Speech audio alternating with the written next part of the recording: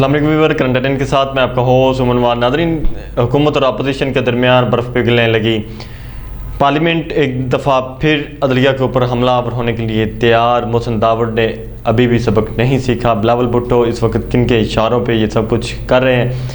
تحریک انصاف کیا کچھ پس پردہ مذاکرات کے لیے راضی ہوگی؟ ہے کون سی کمیٹی جو پس پردہ جو مذاکرات ہے وہ کرے گی؟ آج ان سب موضوعات کے اوپر بات کریں گے. سب سے پہلے بات کرتے ہیں کہ چیئرمین سینٹ کے زیر نگرانی حکومت اور اپوزیشن کے درمیان مذاکرات ہوں گے.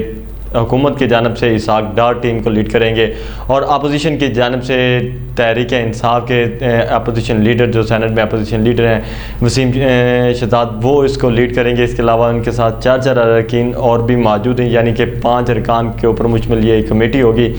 5 حکومت کی جانب سے ہوں گے، 5 اپوزیشن کی جانب سے اراکین ہوں گے. 10 اراکین ہوں گے جو چیئرمین سینٹ کے آفس کے اندر مذاکرات کریں گے. وہاں پہ ٹرم اینڈ کنڈیشنز طے کی جائیں گی. چیئرمین سینٹ کی زیر نگرانی ٹرم اینڈ کنڈیشنز طے کی جائیں گے کہ کن ٹرم اینڈ کنڈیشنز کے اوپر مذاکرات ہوں گے، مذاکرات کیسے آگے چلیں گے.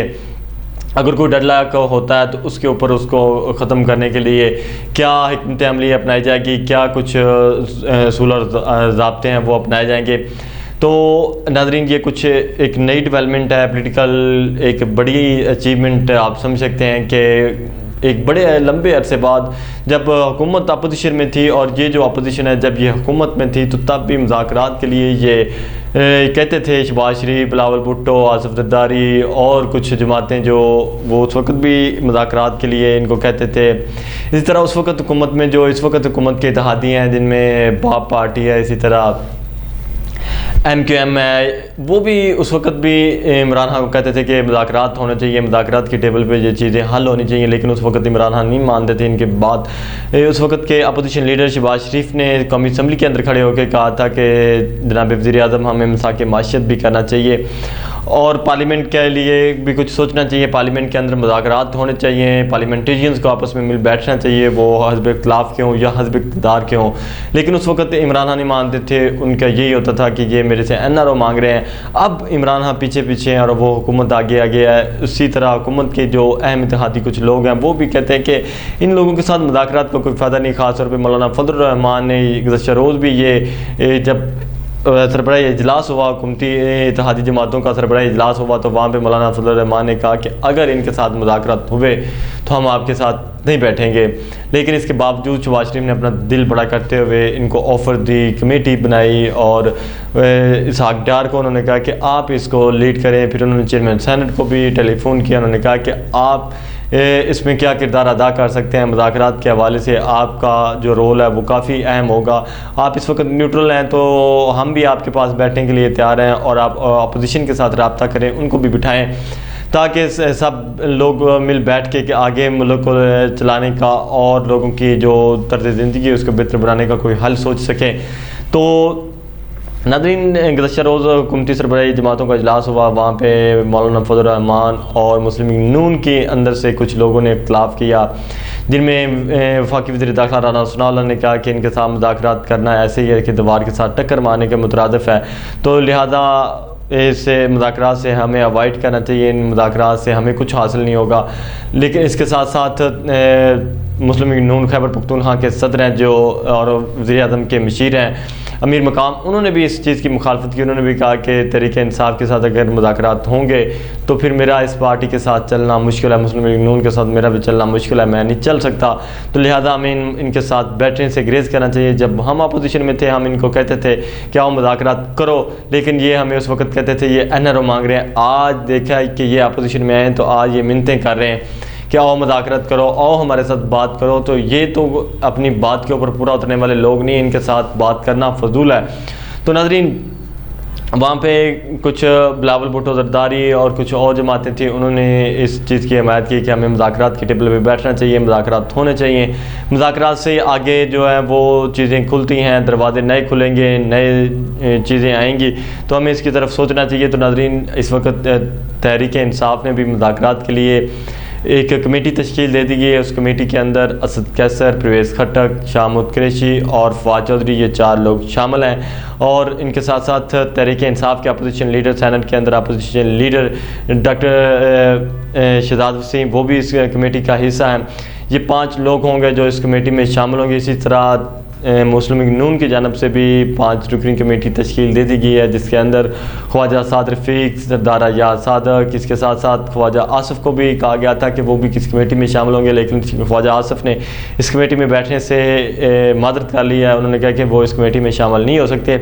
اس کے ساتھ ساتھ مسلم لیگ نون کی جانب سے اعظم نذیر تارڑ اور ملک احمد خان اس کمیٹی کا حصہ ہوں گے، یعنی کہ 4 ان کی جانب سے بھی 5 لوگ ہیں جو حکومتی کمیٹی جو ہوگی اس کو لیڈ کریں گے۔ وزیر خزانہ اسحاق ڈار لیڈ کریں گے، اس کے ساتھ ساتھ ان کے ساتھ 3 وفاقی وزراء ہوں گے، اس کے ساتھ ساتھ وزیر اعظم کے معاملے خصوصی ملک احمد خان بھی ہوں گے۔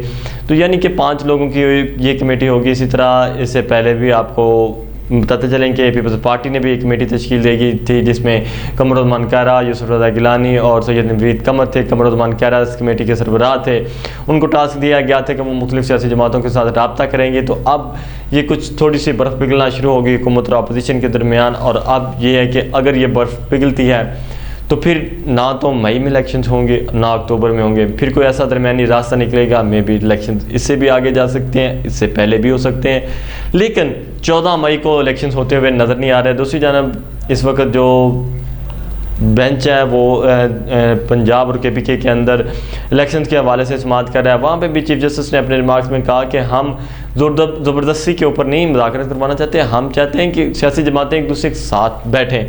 ہمارا کوئی مقصد نہیں کہ کوئی مذاکرات کرے یا نہ کرے، ہمارا تو کام ہے آئین اور قانون کے اوپر عمل درآمد کروانے کا۔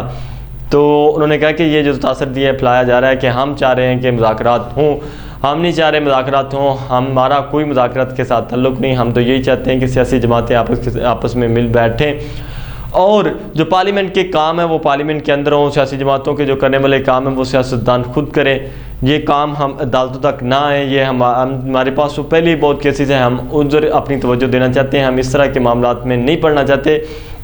تو انہوں نے یہ کلیئر کر دیا کہ ہمارا اس کے ساتھ کوئی تعلق نہیں، یہ سیاستدانوں کا اپنے کام ہے۔ انہوں نے یہ بھی کہا کہ سیاستدان اپنے کام خود نپٹائیں۔ انہوں نے کہا کہ کچھ بل پاس ہوتا ہے تو اس کے اوپر سیاستدان وہ اس وقت کی اپوزیشن وہ آج کا حزب اختلاف ہو یا آج کا حزب اقتدار ہو، کہ کوئی بھی بل پاس ہو جائے تو وہ پارلیمنٹ کے اندر جو کام ہوتا ہے وہ سپریم کورٹ کے اندر لے آتے ہیں، وہاں پہ آ کے چیلنج کر دیا جاتا ہے۔ تو انہوں نے کہا کہ یہ ہمارا کام نہیں، پارلیمنٹ کے اندر بیٹھ کے اپنے مسئلے مسائل حل کریں، ہمیں ہمارے کام کرنے دیے جائیں۔ تو انہوں نے کہا کہ ہم تو اس لیے چاہتے ہیں کہ یہ آپس میں بیٹھیں، مل بیٹھ کے اپنے جو معاملات ہیں ان کو سولو کریں۔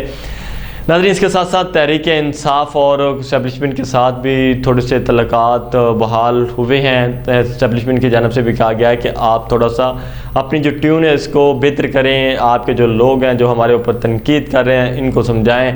تو اگر آپ ایک طرف ہمارے اوپر اسی طرح تنقید کرتے رہیں اور دوسری طرف آپ یہ کہیں کہ ہم آپ کے ساتھ بیٹھیں، کچھ آپ کی بات سنیں، آپ کے ساتھ بات چیت کریں، تو انہوں نے کہا کہ یہ اس طرح نہیں ہو سکتا کہ ہم آپ کے ساتھ بات چیت کریں، اور بات چیت کرنے کے لیے پھر یہی ہے کہ آپ کو بھی 2 سٹیپ نیچے آنا ہوگا، پھر یہ بات چیت ہو سکتی ہے کہ آپ کس طرح کے سوشل میڈیا کے اوپر ٹرینڈ چلاتے ہیں، ہمارے جوانوں کے خلاف، ہمارے لوگوں کے خلاف، ہماری فیملیز کے خلاف ٹرینڈ چلا جاتے ہیں، ہمارے ریٹائر لوگوں کے خلاف ٹرینڈ چلا جاتے ہیں۔ تو اس لیے ان چیزوں سے اوائڈ کیا جائے، پھر کچھ ہو سکتا ہے کہ ہم نے آپ کے ساتھ بات کرنی ہے یا بات نہیں کرنی، پہلے آپ کو اپنے طرز عمل کے اوپر تھوڑی سی نگاہ ڈالنی ہوگی۔ تو ناظرین، اس وقت جو ہے تحریک انصاف بھی ایگری ہو گئی ہے، خاص طور پہ چیئرمین تحریک انصاف عمران شامت قریشی کو ملتان سے اسپیشل واپس لاہور بلایا ہے، اور انہوں نے اب لاہور سے ان کو کچھ ہدایات دے کے اسلام آباد کی جانب روانہ کر دیا۔ اب وہ اسلام آباد میں اپوزیشن کے ساتھ بھی ملاقاتیں کریں گے اور مقتدر حلقوں کے ساتھ بھی ملاقات کریں گے۔ تو ناظرین، جس طرح کوئی نئی پولیٹیکل ایکٹیویٹیز ہوتی ہیں ہم آپ کو اس طرح آگاہ کرتے رہیں گے۔ آج کے لیے اتنا ہی، مجھے اجازت، اللہ حافظ۔